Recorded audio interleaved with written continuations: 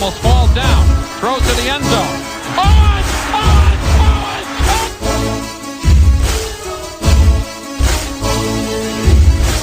It will change, and I'm not trying to tell you something. It's going to change. It's not like that, okay? But I want you to understand where I'm coming from. It will change, and it will change because they wanted to change, not because of me. It will change because they want to be champions. Smith in the gun with Gore on his left hip. Third down, Alex takes the snap. Alex looking, got it, post, and it's good! Touchdown, 49! Vernon Davis with the play of his life!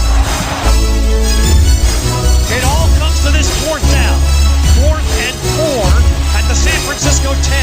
Ryan in a shotgun. Rodgers to his left. 3 receivers right. Ryan takes the snap. Looking, pressure, throws middle. Broken up by Navarro Bowman. And the 49ers silence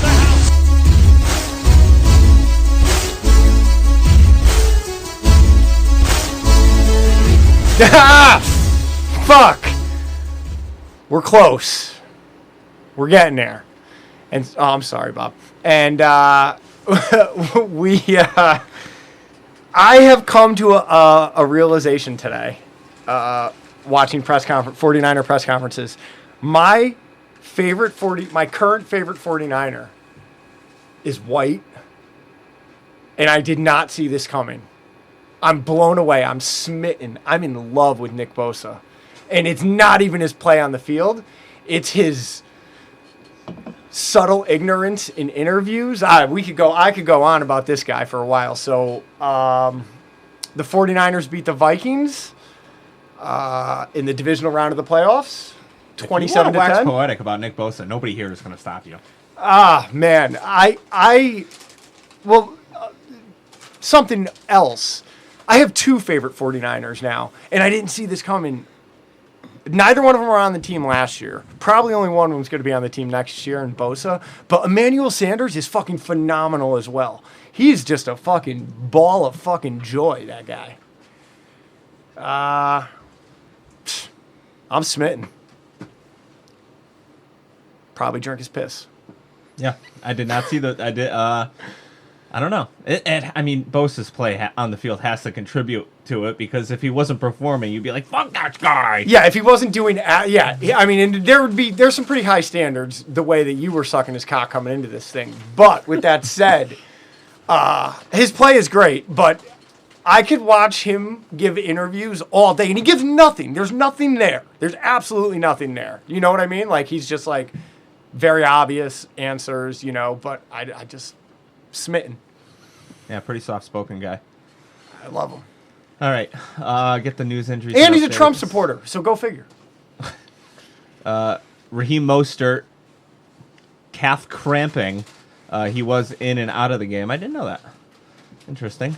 Mark Nizacha suffered a stinger, but he returned to the game. Tevin Coleman had an elbow thing. He's good to go this week. Nick Bosa got the wind knocked out of him, and he returned to the game in dramatic fashion. I wasn't a colossal fan of that, I gotta be honest, but fuck it. He took a page out of the Reuben Foster book. That, and did you see when they put the Undertaker's music to him? Yes. Remember? Yeah, that was worth it. I will say this, though. There have probably been 6 to 8 times in my life where I've genuinely had the wind knocked out of me. And you can't move, you're crippled. Every single time it happens, it's like, even though you just got the wind knocked out, you're dying. You can't talk, so you can't tell anybody what's going on. You can't breathe. Like, it's kind of scary. So, it's not a serious injury, but it fucking hits you. Yeah, well, and I think you can't move, so then they stop to play. And once they stop play, now you might as well regain your composure. And then I think the crowd started chanting first, and that's what got him going. Yeah. For a split second, you feel like you ask yourself, am I dying right now? Yeah, in the 3rd grade, 4th grade, a new kid had came to our school. He was a chunkier, red-haired guy. Yeah. And I'm not going to say his name. And All of a sudden, yeah, I don't know. all of a sudden, you're not naming names. Yeah, I don't know. Who the fuck are you? I don't know, man. I'm shook. Usually, you're giving addresses and phone numbers. I'm shook to my core, man. I'm shook to my core. I had a stressful week. Usually, you're a doxer. Yeah. Regardless, he came to the school, and he had red hair, and he wore vests, and I mean, he was like, I already don't like him. Yeah, he was probably 3 times my size, and I just fucking would call him a red-haired cunt, like sun up to sundown. Real highbrow. There was nothing to it. Like, nice vest, you cock. Like, that was it, you know? So he got fed up with this after, probably, I don't know. I have no idea. A second? No, probably? it was a couple weeks. He's a real soft-spoken guy to this day. And he said, we're fighting. And I was like, all right, we're going to fight. And I've never won to run. Listen, I knew I was going to get my ass kicked, but I'm not going to run. I'll take the ass whooping. And I walked up there, fucking letting my mouth fly, and he just punched me in the gut as hard as he could. And the wind, like, I'll never forget this. I was fucking in the 3rd grade, 4th grade. The life was taken from me. And there were all these older kids there, and everybody called me a cunt. And I just got on my bike and ran the fuck home. I like that move. Everybody always tries to go for the face shot, and if you're on the receiving end, you know the face shot's coming. Just go right for the gut. What was crazy about the Bosa scene was the crowd chanting his name. Like, what if he really did have a bad injury? Right. Yeah. And, like, they're just chanting his name, and he's, like, dying on the And he's field. not getting He's got, like, up. a spinal cord Like- injury and can't move, and the whole place is chanting his name. How long and, like, would it go on the for? stretcher comes out. Yeah, and they put a white towel over him or something. Yeah, you get the pinky he Yeah. waves. Like, they strap him down, and he just gives the fucking It's like pinky. they knew he was all right. Like, somebody was like, hey, by the way, he's fine. He's fine. No, that was Like, I've never seen a something. crowd chant someone like... I mean, usually, like, if they get up, like, even if they're, like, fucked up, like Bowman, for instance, that horrible injury, everyone knows how bad it is. But if they, like, got him up and, like, limped him off the field, the whole place would have went crazy for him. Just like, we're glad you're alive, thanks, like, as a thank you. But what if he was, like, not alive? I've never seen that before. I have never seen the crowd chant Before a he player's got up, name yeah. before he gets up. Like, So wild. I mean, I think that just goes to show... Maybe that's what fixed him. What I've been hearing since the game is that the energy within that place on Saturday was something else. Oh, you could hear it. It was wild. I mean, even, we've gone through the season, we've had primetime games, and, one that comes to mind specifically was our night game against Seattle, the first time we played them. You could hear everybody through the TV. Like, I've never heard Levi Stadium. I don't even think I've ever heard Candlestick quite that loud. I don't know if it's the sound or whatever, but this week it was like next level. You could hear it. They said that night games have been much louder than day games. And this was a day game. So it's good. And we got a night game next week. Wait, And well, the other, like I said, I listened to all the pressers today and after the game, and the consensus between coaches, players, whatever, is that not only home but away this year, the Niner fans have been next level. Multiple guys have said it. You guys saw it. Oh yeah, twice. we saw it twice for sure, but it's nice to hear from the players, I guess. I mean, who the fuck am I? I'm a fucking jerk off, I'm fucking holding my wife's hair back while she throws up on herself, I don't know. I would, how they have the crowd decibels, like Seattle broke it, and then like Kansas City broke it back the next. Like Kansas City held the record forever, Seattle broke it 1 week, and then Kansas City won it right back. It's so fucking whack because they're all pumping that bullshit in. I would like there to be a website. Like, I want to know where Saturday compares to somewhere else, like a decibel. Like, I want to see a chart. You know what I mean? Like, for specific game. Like, what was the loudest 49er game in Levi Stadium? Like, it was obviously this, but how loud was it? You know what I mean? Makes you wonder why they don't all build a dome, right? We had this conversation. We had this conversation standing in the rain. Yeah, like right? Yeah. What? Why? What are we doing here? I don't know. I mean, I feel like the rain and snow doesn't matter, and the crowd is going to be so loud at home. Like in places like San Diego, LA, maybe even Vegas. Well, it's super hot out there, but football season, I guess, would probably be nice. Santa Clara. Arizona, It's nice every game. it's decent enough, but it still rains like a motherfucker out there. Yeah, I don't know. I don't get it. I don't. After sitting in the rain twice this year, once a few years back, I don't. And in 2020, we can't just build a stadium that's indoor with a roof and also has grass. We can't just figure that out. I mean, we could grow all the pot we want inside a building, but we can't grow fucking grass. We can't figure out how to have a real grass field and also a roof. I'm a little lost here. I guess we could build golf courses inside too, then. We should be able to do everything inside. I Put a also- fucking glass roof on the goddamn thing. Let it be a fucking greenhouse. I also want to take this opportunity to say any person that complained about Levi Stadium being too hot can go fuck. Yeah, we already called them. It was because the team fucking sucked. Yeah. The team sucked and nobody wanted to be there because the team sucked. Actual fair weather fans. Wait until September when there's a few warm games. I guarantee you those seats are going to be fucking filled. Yeah, fair weather fans. Yeah. Go fuck. I mean, I don't feel I have to justify myself. I've sat in the stupidest fucking weather. Fuck this. All right. I mean, you watched on a screen underneath Once. during the weather. He did sit through Washington. And I, based on what I saw, Washington looked a bit worse than what Baltimore looked like. New England.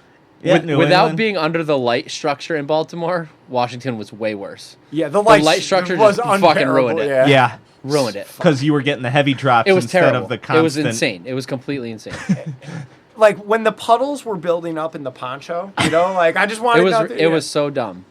But I feel like if we weren't under the light structure, we probably wouldn't have had puddles in the ponchos. No, it wouldn't have been nearly as bad. I don't know what it was. It was something about they like the light structures were like rain funnels. They like caught all the rain and dumped it directly on us. It was so shitty. All right, let's get to this game. Predictions. Let's get to a winning game against a team in purple. I am smashing the score predictions this year. I got a commanding lead at 6.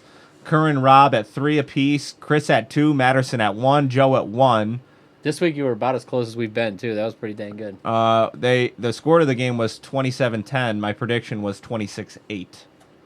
So there's that. All right. Everybody watched the game in their normal environment. Rob, you thought that you possibly had to watch it at work. I went home alone. Watched it by myself. The whole thing? Yep. At halftime, I wasn't completely satisfied, so I stayed home and watched the rest of it. Okay.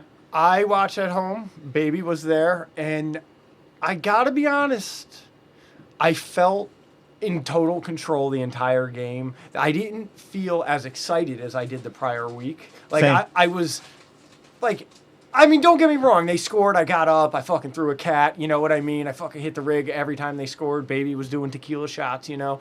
So there was like, we were trying to bring our A, but I just feel like Minnesota's, the fact that they got their dicks kicked in kind of.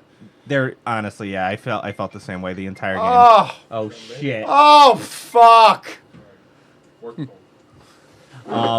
Minnesota First podcast. clearly not even in the same The weight fucking class. NFC Championship game. He's got fucking phones ringing. First time we've ever recorded. Not even in the same weight class, and how they beat New Orleans is still beyond me. Like In New Orleans. In New Orleans, like how did they do that with that team that they trotted out against us on Saturday? There were definitely some good parts of that team, the Minnesota team, but I mean, just Atlanta beat Arizona in Arizona, or beat New Orleans in New Orleans, and also beat us at home. And they're a shit team. I thought they pure shit team. I thought their win against New Orleans was in Atlanta. I'm pretty sure it was opposite. I'm pretty sure it was in. New I Orleans. feel like if and they're pure shit. I feel like they if- were dog shit. if They weren't even at least Minnesota has a defense. Yeah. right, if Minnesota was coached by someone better, they'd probably be better. Yeah. I don't know much about their coach, but it just didn't look like he was able to adjust. You know what I mean? Like they were running the ball. If you can't stop somebody running the ball, get the fuck out of the NFL. Yeah. Get the fuck out of the playoffs. Agreed. The fuck. I mean, whatever. I'll Agreed. take it. I'm not arguing. I mean, remember we were coming off a bye week and extra time. Yeah. They were playing a short week On the road, I know. after having a dick smacker in New Orleans. Yeah. Like you can't just roll into New Orleans and have an easy game to beat them. No doubt. So they played their dicks off there. Then they traveled to Minnesota from New Orleans. Then they traveled to Santa Clara, and now they got to play what we all feel is the best team in the league. Yep. I mean, there's got to be some drag on that. I mean, by the second half, you got to just be beat. Yeah. Well, Yeah. Clearly. I mean, they weren't even close. No, it was not remotely close. I was nervous. But also, they've done that. I mean, they did that. Remember that Monday night game? We were all like, "This is why I'm so glad I don't have Kirk Cousins." Yeah. They just shit the bed. I don't think that they had a signature win all year besides that New Orleans win. Yeah, good timing. Anyway, you want to like get that? into the offense? You like that? Feels Sherman, great, baby. Sherman like that. Oh, what a stupid cunt. All right. I'm still glad he's not ours. Offense off the top. 308 total yards, 122 passing, 186 rushing. We went 5 for 12 on third down, 3 for 5 in the red zone. We allowed 2 sacks, 3 quarterback hits, and 1 tackle for loss. All those runs. 47 rushing attempts. Only 1 tackle for loss. Oh, 2, and it was the time that he kneeled twice. That's what I heard. Well, this is ESPN stats. So. Oh, no, they're wrong. That's Okay. wrong. I mean, that's what they said in all the press conferences. They said, Shanahan, you had the only 2 rushes for loss were Jimmy's when he took the knees. Everything else went for positive yards. I don't know. And 2 turnovers. So, yeah. I mean, opening drive, we moved the ball all the way down the field, ends up being a touchdown to Bourne, but, I mean, it was highlighted by a nice reaching back catch by Deebo Samuel. There was a rare Kittle drop in there. Oh, yeah, and then Emmanuel had a very weird catch. It was like a weird angled catch. The rainbow pass to Sanders, and I will say, like, Jimmy looked okay on this drive. I noticed that his ball placement just seemed slightly off, even on the throws that he did complete. That first one at Deebo was brutal, and somehow he caught it. And I mentioned this before. You can tell early on whether you're getting Jimmy or whether you're getting Horsecock. And just getting Jimmy is usually enough to get the job done on most weeks. But early on, I could kind of feel like it wasn't going to be a Horsecock game. You guys concur? Yeah, he was not on. Well, he didn't have to, though.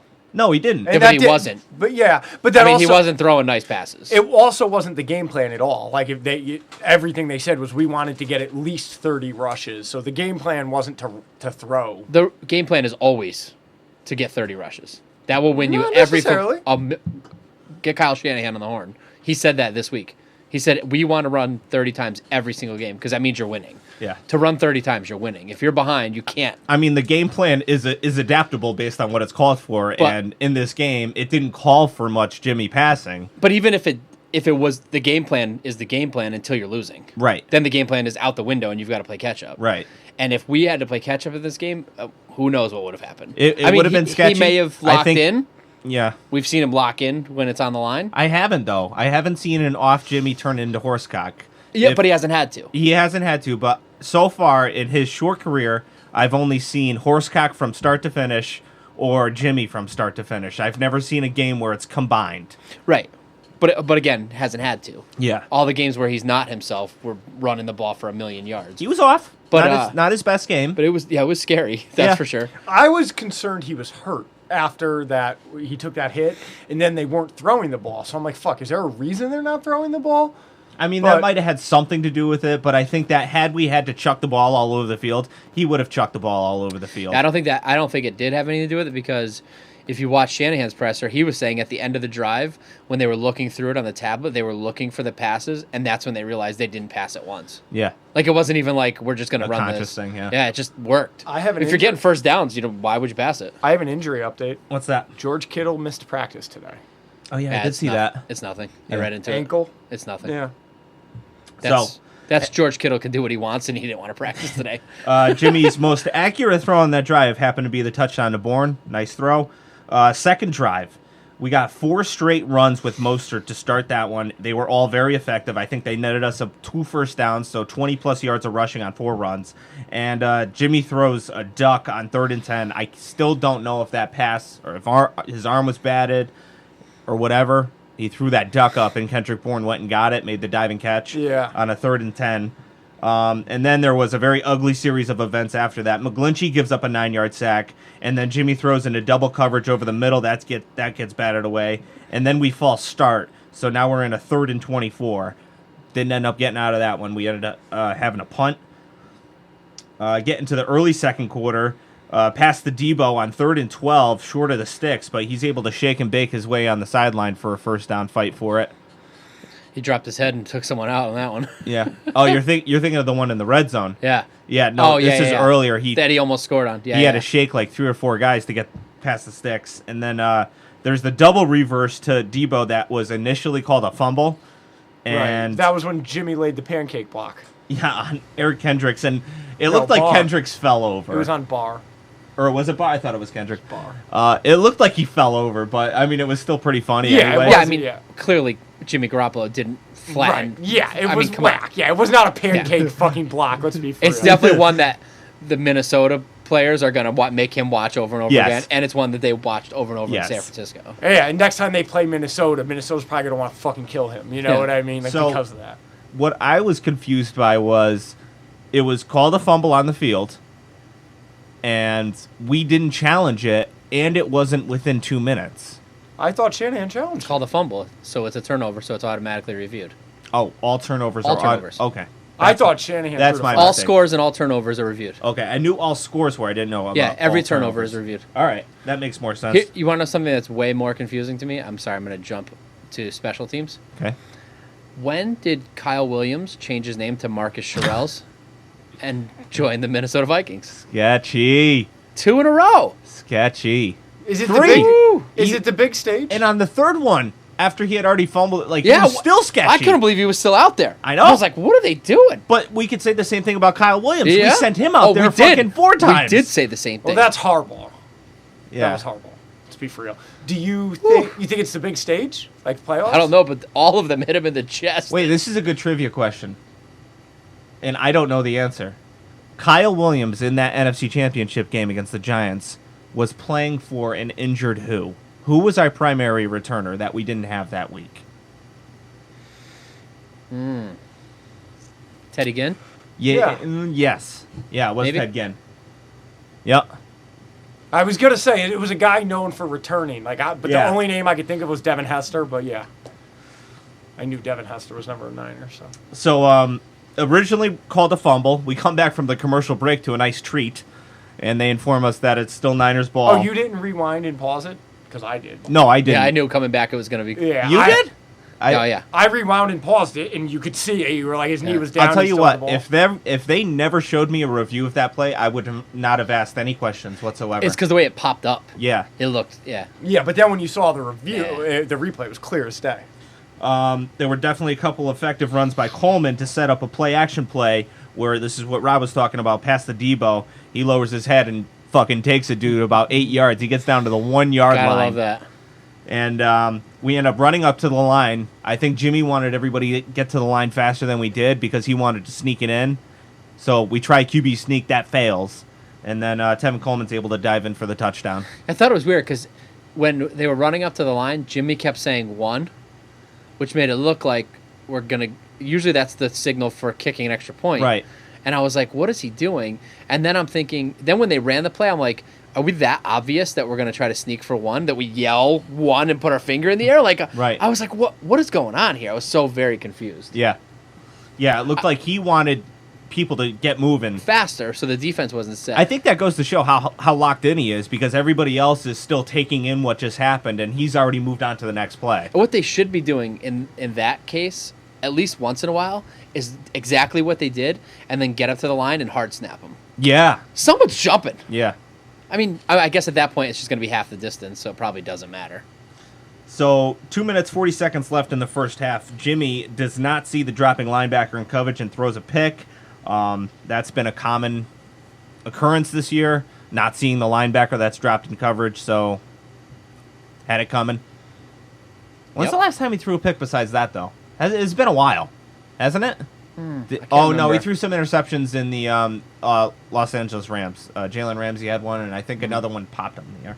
Anyway, so we get the ball back with 31 seconds and 1 timeout, and at the time, I was not a fan of taking the knee and running out the clock, but as I saw the rest of the game unfold and how unbelievably outmatched the Vikings were, you just, when you know that you completely outmatch another team, you don't get cute. You just play them straight up.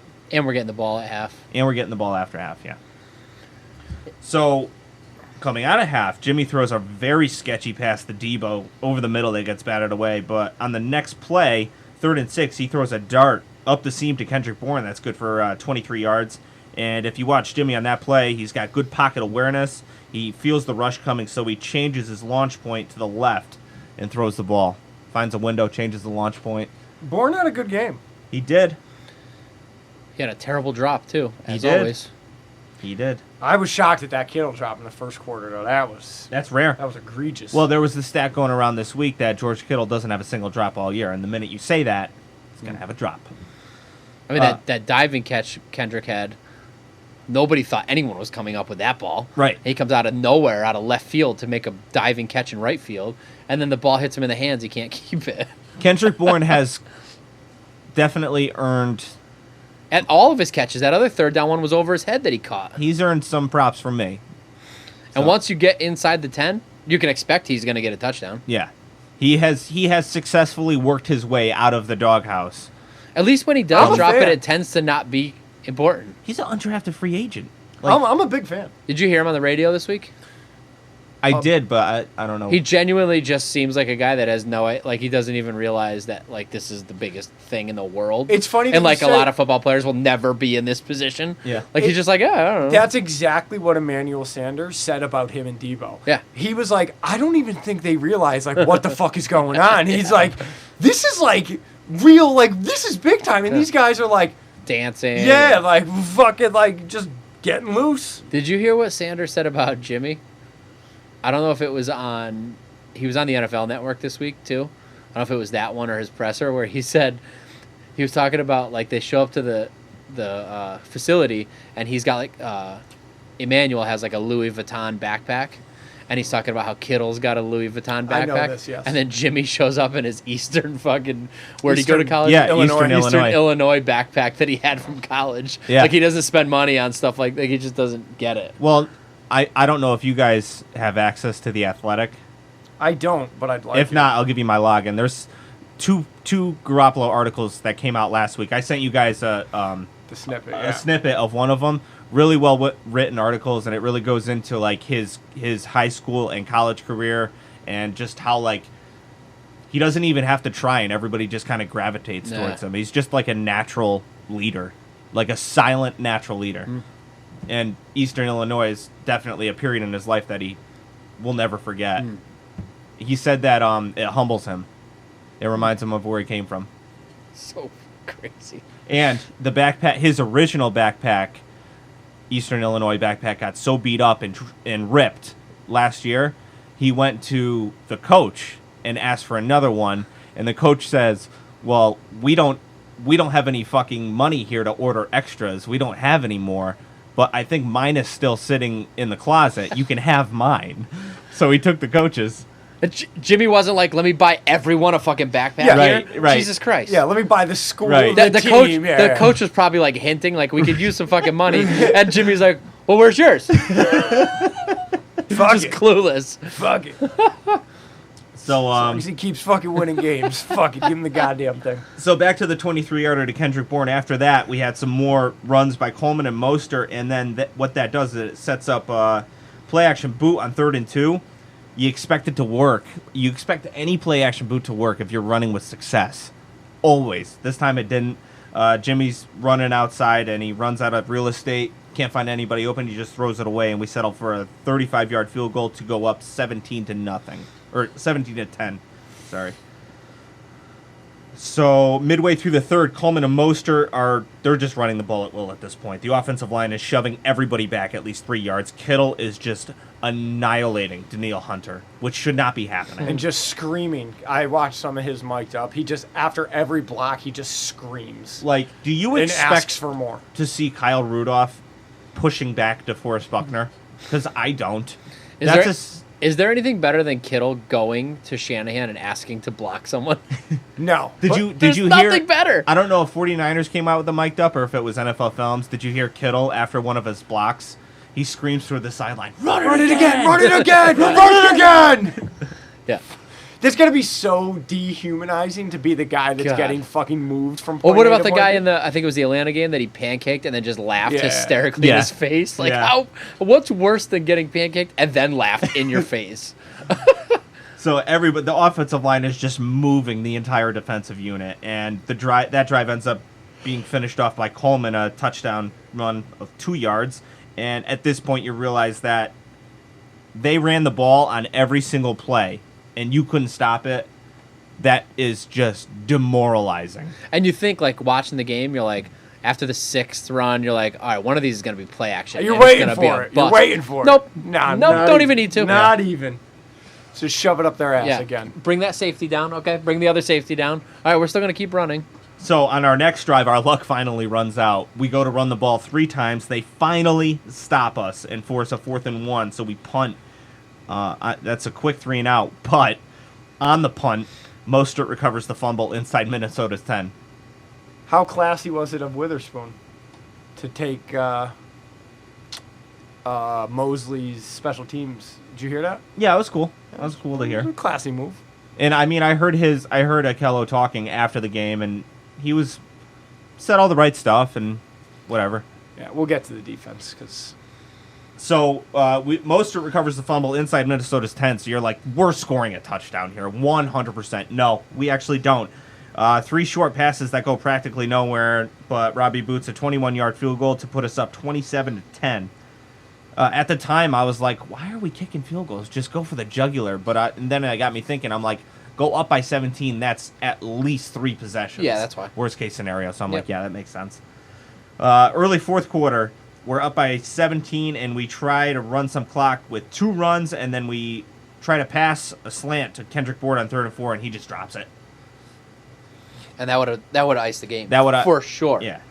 And then we get the ball back towards the end of the game, and we get to a 4th and 1. We go for it, and Breda fumbles.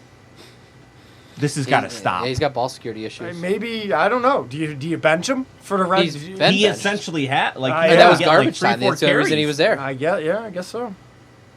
Well, fuck it then. Let him play garbage time. Fumble the ball like a dick. This was just a thorough ass whooping, and Kyle Shanahan didn't have to put that much out there Remember when on film. we signed Tevin Coleman? Everybody thought how Yep. stupid it was. Why would we go and sign Tevin I was Coleman? not a fan. We have all these other running backs. Why would we go and sign Listen. Tevin Coleman? Matt Breida's the man. I mean, Tevin Coleman finally had a game since the Panther game. Yeah, but he's been steady all year. He hasn't been an issue. No, he hasn't been Breida's an an issue. Breda's been an issue lately. And without Coleman, now you're stuck with Breida and Mostert. Yeah. I mean, you definitely separate your assets, and you go back to, you think, like, McKinnon was supposed to play this year, and Yeah, the whole thing. all that stuff. But that's why, like Shanahan said, I would love to have too many running backs. Yeah. So, at what point did we decide that we couldn't kick the ball through the other end zone?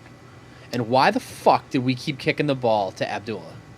Yeah, he had some big returns. He had 5 kick returns for an average of 30 yards, 29.6. That's terrible. At what point did we stop kicking the ball to him? Were Kick we- it through the fucking end zone. Were they kicking into the wind or something? I don't understand. It was insane. Yeah, it was like but Like, they were coming up short too. There's like sometimes 5 that's yard on line. purpose. Right. Yeah. no Sometimes doubt. you kick it to the 5 because you think you could tackle him at the 15 instead of them getting to the 25. But this guy was blowing through him, and I'm like, all right, at some point we got to realize if he breaks one, it changes the whole game. Yep.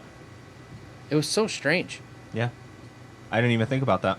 I don't know if Wisnowski just didn't have it or maybe the wind, like you said. I don't know. Yeah, I don't. All right, defense. Off the top, 147 total yards allowed, 126 passing, 21 rushing, 2 of 12 on 3rd down, 0 for 1 in the red zone. We had 6 sacks, 9 quarterback hits, and 9 tackle for loss, and 2 turnovers if you count the special teams. 5 sacks by 5 first round picks. It's a crazy stat. So opening drive, I mean, the unit just looks dominant, and DeForest Buckner clearly came to play. I mean, they forced a really quick 3 and out, and it didn't even look fair. Usually, opening drives have been things are looking a little sketchy before we hunkered down. You go think back to the Rams the first time we played them; they had a good opening drive, Especially running, yeah. and there were a few other teams that had really good opening drives against us. The Rams both times we faced them actually. Well, yeah, no, right off the bat, it wasn't even fair. Second drive is where things get sketchy. Akello, he draws a pass interference, and then he gives up a 15-yarder and then a 40-yard touchdown Yeah. and loses track of the ball. So after that touchdown, my degenerate gambling cousin is on the fucking text immediately. You guys are gonna get blown out. You're out of your fucking league here. You know they're coming. He's sending them rapid fire. I'm like, no, you don't understand. They're gonna pull that guy, and Mosley's gonna come in, and everything is gonna be fine. I'm like, that whole series was because of Akella Witherspoon. He doesn't want to hear that. He doesn't want to hear logic or reason. So, Sounds like somebody else I know. fuck you. Getting a taste of your own medicine. I love it. So you're telling me he's more unreasonable than you? Rob, could you even explain how much more unreasonable he is than me? That's true. He makes the way Rob makes me look completely unreasonable. I make him look completely unreasonable. Wow. It's almost on that same Yeah, scale. it's pretty dumb. Yeah, he's out of his fucking mind. One thing. And he owns a gun Not good. that he doesn't know how to load. Not good. Not good at all. That's probably good that he doesn't know how to load it. Well, I'd rather have somebody knowing what they're doing with that type Yeah, of for sure. equipment. He's licensed for whatever that's worth. That's fucked. One thing on that drive that kind of got lost in the shuffle was Dre Greenlaw gets pancaked down to the ground, and he's able to get up, recover himself, and still make a tackle on a screenplay. Like, that play went over through everybody's radar. If you can go back and watch the play on our second defensive drive, watch Dre Greenlaw get pushed down to the ground, get back up, and make a tackle on a screenplay. We'll giddy up. Beginning of the second quarter, Armstead breaks through and drops Cousins for a sack at their own 3-yard line and just completely pins them. And yeah. So, I don't know if you guys noticed this immediately, but Kwaski Tart looked fresh. Oh, I would yeah. hope so, yeah. Out of all the guys that came back, he looked fresh, and his closing speed is back. Like, I started to see that kind of wane a little bit. He looks like he shot out of a cannon. I think that his injury was definitely a silver lining for us because he was big time. That was Jimmy Ward that did the thing that the win the ticket thing. Yeah. I'd never heard him speak before. I don't know how he's escaped me all this time, but I was pretty. I don't know what I thought about his speech, but I think I liked it. Okay. So after Jimmy's interception, the defense is forced to go and defend a short field, something they've done many times this year before, and they still only give up 3 points. And at this point, Minnesota is trying to pull into their main bag of tricks here, trying to run some screens, and the defense's ability to diagnose those screens early on was so key in this game, and definitely was, I think, the key to victory on defense was their ability to early diagnose screenplays and blow them up. I was a little shocked that Brunskill didn't get out there. Moving on. He's looking at me like I did something wrong. Thanks for looking out for me. He had me take the headphones off first. Oh, that was good. I was like, huh? Oh, good call. Well, I saw you on the intro, and I'm like, I can't do this again. Oh, if you notice, I put the hat down, so I got a filter. A little padding, Yeah. a little ear condom. Can I just say it is so hard to carry this thing when I know there's something else going on around me, I couldn't and I even know hold- that I'm not getting I any couldn't- feedback. I couldn't keep it, and then I didn't want him to interrupt you, but I did want him to interrupt you. I was Right. like, just go. Yeah. Go Oh, no, before you just lose go, your before you because- lose your opening. Go. Yeah. Well, It's all timing. He said I was a little surprised you led into Brunskill. He did get a snap. Did he? Yeah. On the kneel down? Yeah, I looked at the snap count. He got one, and somebody else got one. Yeah. Like just one each. then I guess my statement- Person maybe? No, person started, no, I person think. started. It was somebody else Garland? that one. Yeah. No, Garland started. Oh, right. We haven't even... It's been how many weeks since Weston Richburg went down? And I 6. think that we noticed his absence for like 1 week. Yeah. But ever since that, like, I haven't missed a beat. Like, this is fucking unbelievable. It's championship football, Steven. Ugh. Welcome back, D. Ford, who registers a sack on 3rd and 11. Is he really the key that unlocks the entire pass rush? Because we went 5 weeks with, I think, only 5 sacks total. And then we get 5 or 6 6. sacks in this one game. 6. Is he everything? It's another. I mean, think about it. It's another first-round talent coming at you. I know. But it's like... Even if it's just them preparing for another, like it's just the whole thing. It's in the. I mean, it's in their minds. he you know? he was not full D Ford, first of all. They only had like 22 snaps. And right? every snap he took was out of a 2-point stance rather than his normal 3 or 4 point stance. So he's still being careful and cautious, Yep. but they still have to be ready for him. Yeah. That's all that really matters. Yeah. It's just like if when Emmanuel got hurt, we probably weren't going to throw the ball to him, but they had to cover him. Even if we didn't You throw got the ball to put to somebody him. on him, even if it's your worst guy. You gotta Yeah, it's still, he's got to it's be still a covered, body. and you have to take it. Otherwise, you're going to get beat and look like a fool. Now, they haven't looked like this since... God, what was the... I'm trying to remember the last game where they looked like this against the pocket passer, and I want to say it was the first time that we faced the Rams. Or maybe it was the Carolina game.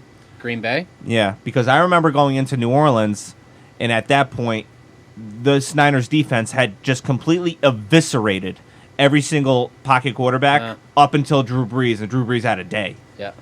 So they haven't looked like that since before we faced New Orleans. And they looked like that again on Saturday. School got 1 snap. Okay. That's who got 1. Richie James had 3. And can we talk about Nick Bosa recognizing that it's his assignment to cover Cook in the flat? Diagnosing that in his mind, and then being able to make a play on the ball to bat the ball away? Yeah, that was all to set up the blitz from Warner. Right. Warner was on a blitz. He's real fucking good.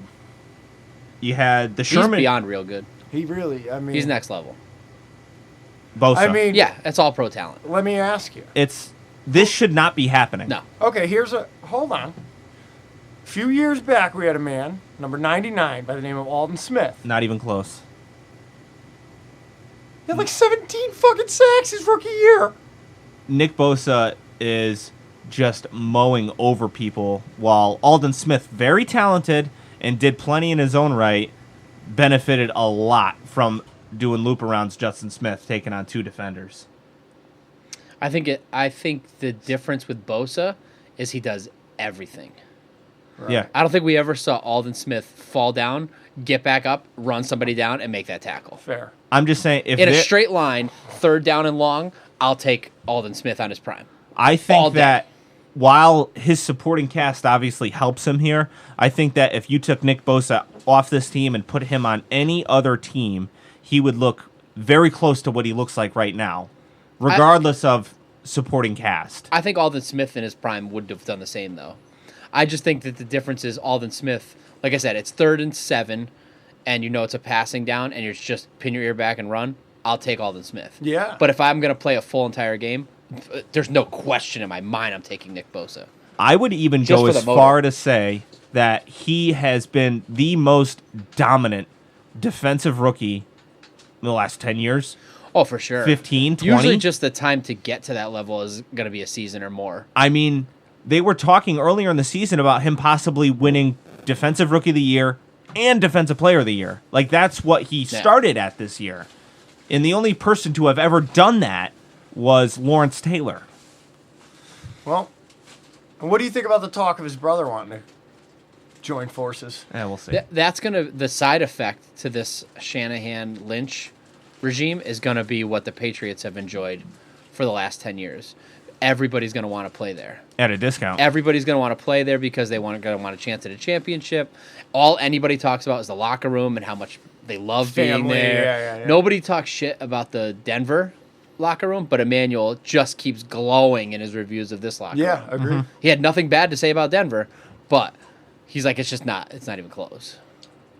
So, Sherman, interception on a 3rd and 9 play. I mean, it was great coverage because he said that he knew the route. When you know the route, it's makes your job a lot fucking easier, and that's where his mental aspect of this game comes in. And Stanford fucking degree. I just want to say, I cannot believe that there was How smart even he is? one moment where I let my fandom get in the way of backing a smart signing.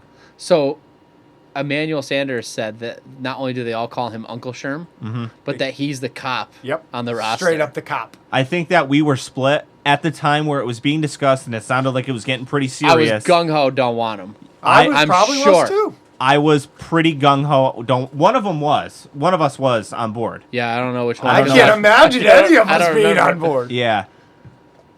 Pretty crazy to think about. He Matterson, could you figure out which one of us was on board for the Richard Sherman signing? Because it sounds crazy to me. Emmanuel Sanders said that like one of the young guys will be walking by with his pants too low, and Sherman will go, "Hey, put your pants up." But about everything. Now, I do have to say this because this has been bothering me since I heard him say it.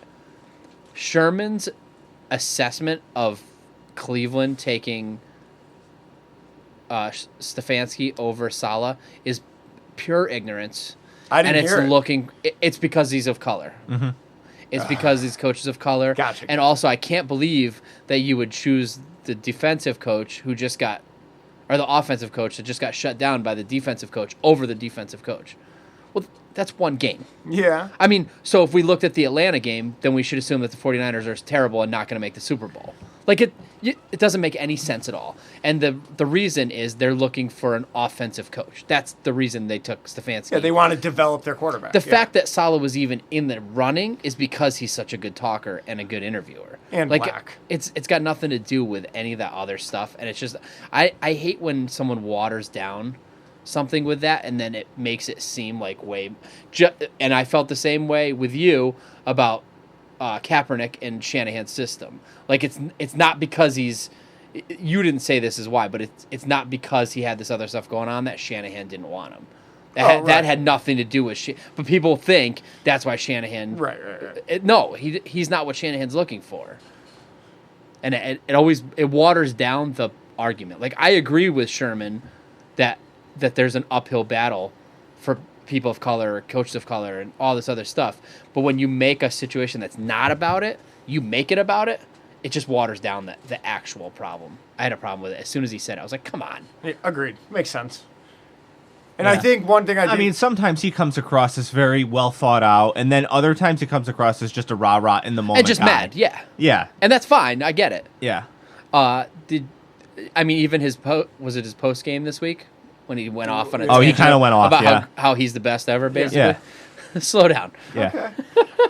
Hey, I'm not gonna argue him on this run. Whatever. Say what you got. Whatever you need to tell yourself, buddy. And did you hear Shanahan's reaction about Saleh not going? He's pumped. He's pumped. Yeah. Fuck. I mean, there not a single. I don't think there's been a single coach on our staff that's being looked at as going to anywhere else or like everything just stays the same next year. We're not losing our defensive coordinator.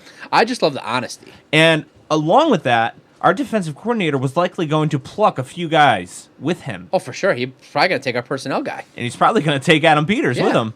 Like, yeah, I mean, I just love the honesty from Shanahan. Like, most coaches would go, oh, Cleveland missed out on a great opportunity to have a great coach, and blah, blah, blah. And he was just like, I'm pumped. Right. And he knows And he that said it. He's like, I'm going to lose him eventually. Cleveland isn't where you want to fucking For be. sure. Saleh's going to get a job somewhere. This Cleveland experiment is going to last as long as all the other Cleveland experiments. 1 year. I'm sure the Giants will be looking for a coach next year. Well, for whatever it's worth, Joe Woods. Do you know who that is?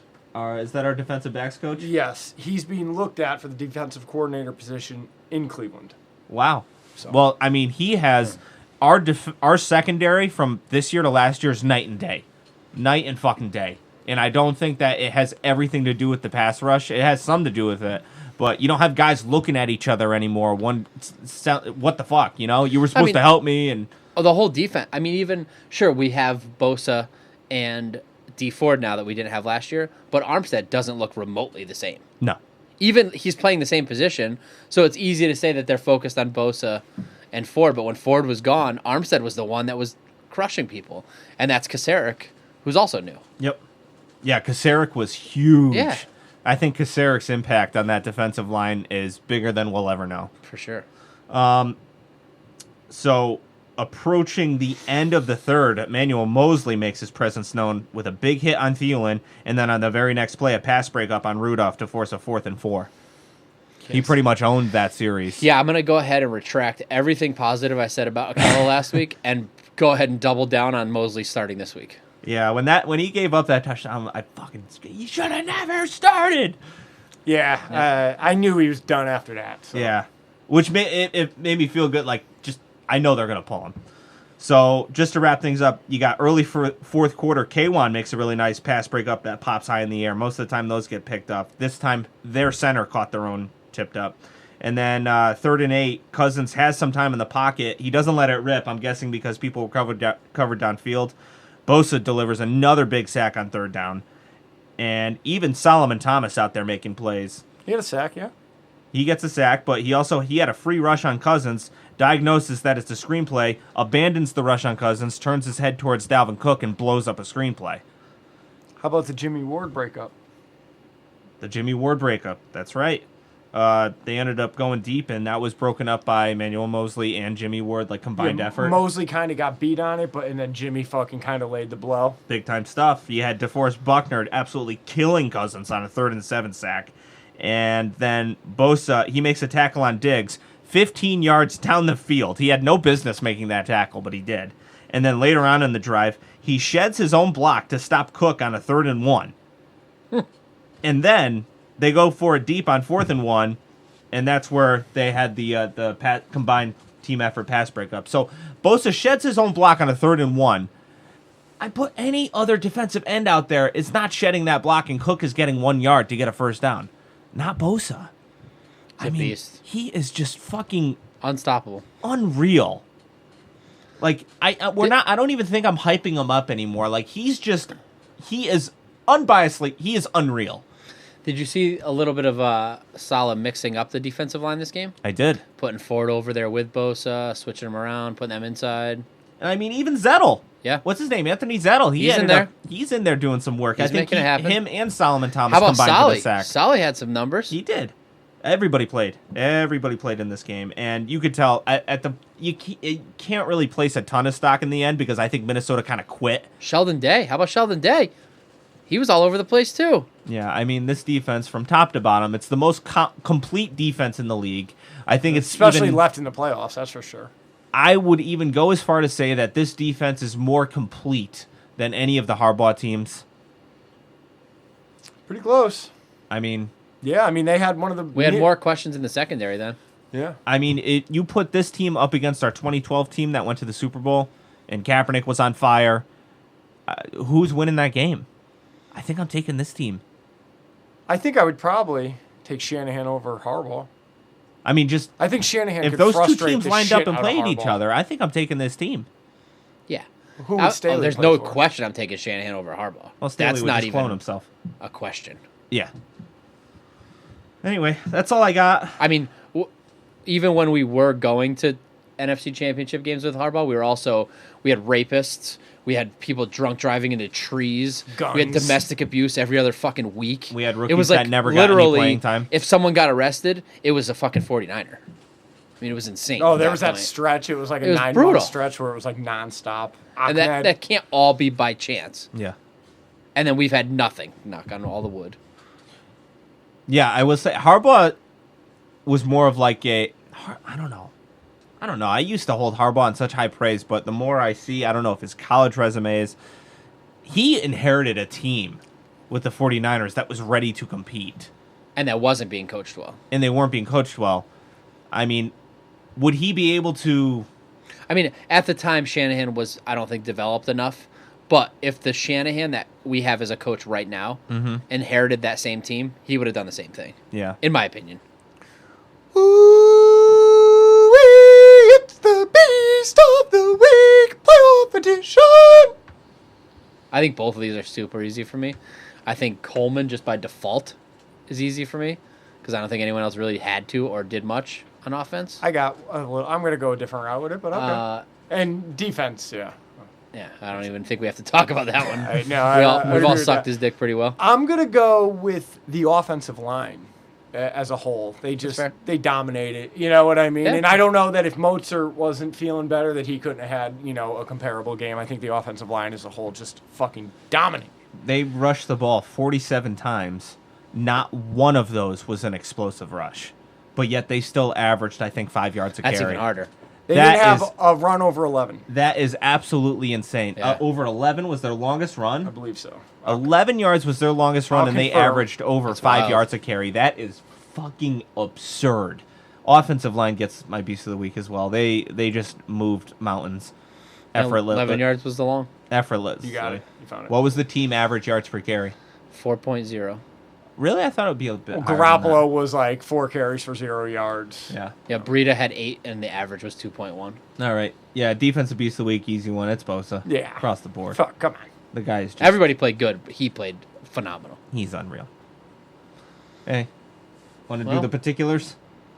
Okay, so what we would like you fucking twat heads to do is, Twat heads. that's right, email us at goldbloodedpodcast@gmail.com. Playoffs, stories, hopes, dreams. Do you have to drink urine if they lose? What do you got going on?